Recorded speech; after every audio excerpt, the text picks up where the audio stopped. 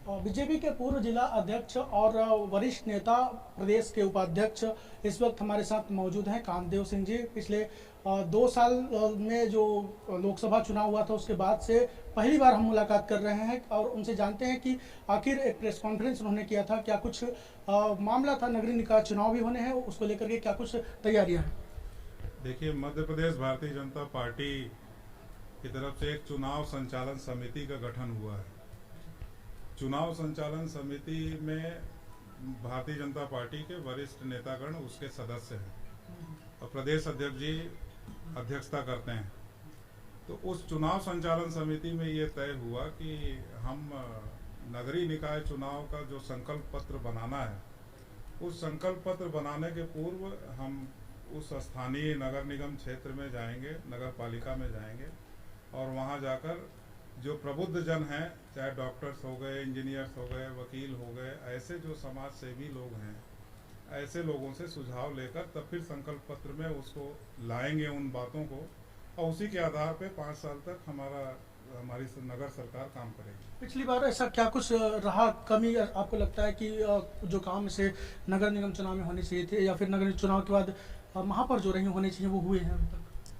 अब उसमें कई मुद्दे ऐसे आए हैं जो हो जाने चाहिए थे और लेकिन जो नहीं हुए हैं, इसीलिए हम लोग ये सुझाव आमंत्रित किए हैं कि ऐसे कौन कौन से काम हैं जो नहीं हो पाए हैं, उन कामों को करना है। तो उसमें एक रिंग रोड है जो प्रमुख काम है कि बढ़न के इर्द गिर्द बाईपास और रिंग रोड, इस काम पे हम लोग बहुत ही अच्छे से फोकस करके और इसको करेंगे। और भी कई महत्वपूर्ण सुझाव आए हैं, उन सभी सुझावों को संकलित करके हम लोग संकल्प पत्र में लाके 5 साल तक उसी विषय पे हम लोगों को काम करना है। पार्टी महापौर के लिए किसे चयन करती है, क्या कुछ क्राइटेरिया होने चाहिए?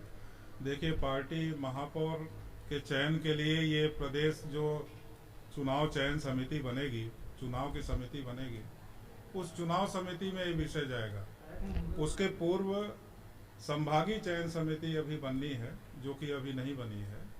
तो संभागीय चयन समिति में नाम तय होंगे, पैनल तय होंगे और वहाँ से पैनल प्रदेश में जाएगा, वहाँ से ये डिसीजन होना है। तो अभी इसके पहले अभी कुछ भी कहना कोई मतलब नहीं है, लेकिन फिर भी ये इतना जरूर कह सकते हैं कि भारतीय जनता पार्टी के महापौर पद का जो प्रत्याशी होगा वो निश्चित रूप से बेहतर प्रत्याशी होगा।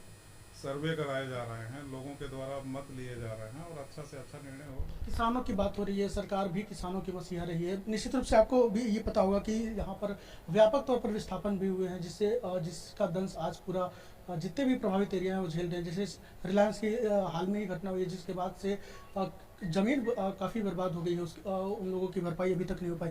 क्या कुछ ये एक एग्जाम्पल है पूरे मामले जगह जगह पर?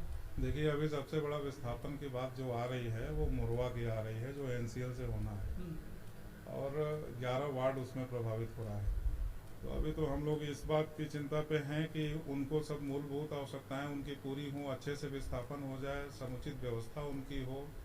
प्रशासन, जिला प्रशासन अथवा प्रदेश की सरकार या हमारे सम्माननीय मुख्यमंत्री जी इन सभी बातों पे गौर करके और अच्छा करने का हमेशा प्रयास किए हैं, आगे भी अच्छा करने का प्रयास। रोजगार की बात होती है, 50% से अधिक रोजगार की पहले से ही बात हो रही, लेकिन अभी तक कोई जनप्रतिनिधि हो या फिर अधिकारी हो, कोई कुछ नीति इस तरह से नहीं बनी है रोजगार को लेकर के। जैसे कोई भी कंपनी आती है हमेशा से विवादित रहती है, वहाँ स्थिति बहुत ही प्रतिकूल निर्मित हो जाती है, हमेशा गोली बंदूक तक की नौबत आ जाती है। अगर किसी भी व्यक्ति को विस्थापित या फिर प्रभावित है, उसे नौकरी देने के लिए एक लिस्ट जारी कर देते कि इन लोगों को नौकरी देनी है, फिर विवादित नहीं होता। देखिए, अभी जानकारी लगी कि रोजगार मेला के माध्यम से कई लोगों को रोजगार उपलब्ध कराए गए। अभी 300 के आसपास पहले कराए गए थे, 400 के आसपास अभी कराए गए। तो ये सब स्थानीय लोगों को ही कराया जाना है।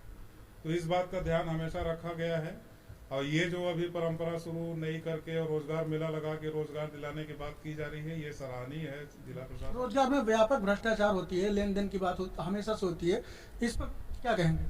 अब इस पे यदि ऐसा कहीं कुछ है और ऐसी कोई प्रामाणिकता के साथ कोई आपको जानकारी नहीं है, आप जिले के वरिष्ठ नेता हैं, आप प्रदेश तक, आपको जानकारी नहीं? प्रामाणिकता के साथ हमने कहा आपको कि प्रामाणिकता के साथ यदि कहीं कोई ऐसी बात, ऐसा प्रमाण कोई देगा कि मैं पैसे दे रहा हूँ, फिर ऐसे तो कोई थोड़ी। प्रॉब्लम ये है कि जिसको रोजगार मिल रहा है उसको रोजगार मिल जाए। ये अगर कंपनी वाले ऐसा करते हैं तो उस पर हम लोग निश्चित रूप से अगर कहीं कोई ऐसी जानकारी लग जाएगी तो हम लोग उस पर कार्रवाई करेंगे। गोरबी ब्लॉक भी की मैं बात कर रहा हूँ, बहुत सालों से ऐसी समस्या आई है, अभी तक समाधान नहीं होगा। क्या ये भ्रष्टाचार की? भ्रष्टाचार नहीं, मैं विस्थापितों की बात कर रहा हूँ। विस्थापितों की तो समस्या है, विस्थापितों की समस्या है, उस पर निश्चित है कि एनसीएल के द्वारा जो विस्थापित हो रहे हैं लोग या जो कंपनियों के द्वारा विस्थापित हो रहे हैं, तो उस पर हम लोगों के यहाँ हमारे जो सांसद हैं, विधायकगण हैं, ये सारे लोग मिलकर सतत प्रयास कर रहे हैं कि किसी को कोई परेशानी न होने पाए। और आगे भी हम लोग हमेशा ध्यान रखेंगे, कहीं की कोई ऐसी बात अगर जानकारी में आएगी तो उस पर हम सब लोग सामूहिक रूप से प्रयास करेंगे।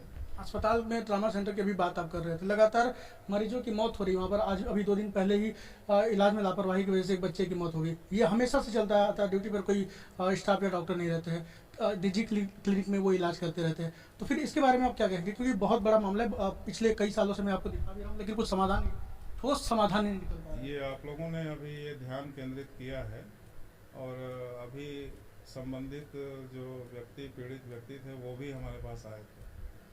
हम लोगों ने ये सोचा है कि इस बात को जाके ऊपर जो सही स्थान है, चाहे वो हमारे स्वास्थ्य मंत्री जी हों, ऐसे जगहों पे जाके यहाँ के ट्रॉमा सेंटर के बारे में या जो भी थोड़ी बहुत अव्यवस्थाएं होंगी उस पर चर्चा करेंगे और इसको दुरुस्त करेंगे। अतिक्रमण को लेकर के क्या कहेंगे? जगह जगह पर शहर में अतिक्रमण है, जिसकी वजह से रास्ता निकास के लिए भी काफी सालों से समस्या है। अतिक्रमण हटाने की कार्रवाई तो निरंतर चल ही रही है, अभी कुछ समय पहले भी चल ही रही थी, अभी भी चल रही है। जहाँ विकास के कार्य बाधित होंगे और अतिक्रमण हुआ होगा तो निश्चित रूप से सही कार्रवाई, सही उचित कदम जरूर सरकार और प्रशासन उठाएगा। अच्छा, आपसे व्यक्तिगत जुड़ा एक सवाल ये है कि पिछले बार लोकसभा चुनाव में आपको शायद टिकट नहीं मिला था, इसकी वजह से नाराजगी थी आपकी। इसके बाद आप बीजेपी अध्यक्ष से भी इस्तीफा दे दिए थे, कुछ नाराजगी थी आपकी? कोई नाराजगी नहीं थी, वो मन की पीड़ा थी, वो बातें बहुत पहले की हो गई, अब उसको यहाँ दोबारा फिर से कुरेदना उचित नहीं है। लेकिन आपने छेड़ ही दिया तो वो अपने मन की बात थी, जो हम अपने परिवार के बीच में अपने प्रदेश अध्यक्ष जी को हमने ये बातें कही थी। इस्तीफा दिया नहीं था, पेशकश किया था, लेकिन प्रदेश नेतृत्व के द्वारा सब कुछ ठीक है। बिल्कुल ठीक है, ठीक है, तभी तो आज यहाँ बैठे हुए हैं। प्रदेश नेतृत्व के द्वारा मेरा जो रेजिग्नेशन था, जो मेरा इस्तीफे की पेशकश थी, वो अस्वीकार कर दी गई थी।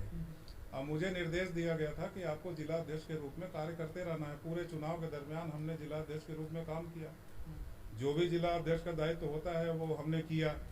उसके बाद अच्छा काम हुआ शायद, इसीलिए पार्टी ने मेरे पे भरोसा किया और इतनी बड़ी जिम्मेदारी, पार्टी ने बड़ी जिम्मेदारी निश्चित रूप से दी है। आने वाले 5 सालों में आपकी क्या योजना रहेगी? सिंगरौली को किस रूप में देखना चाहते हैं आप?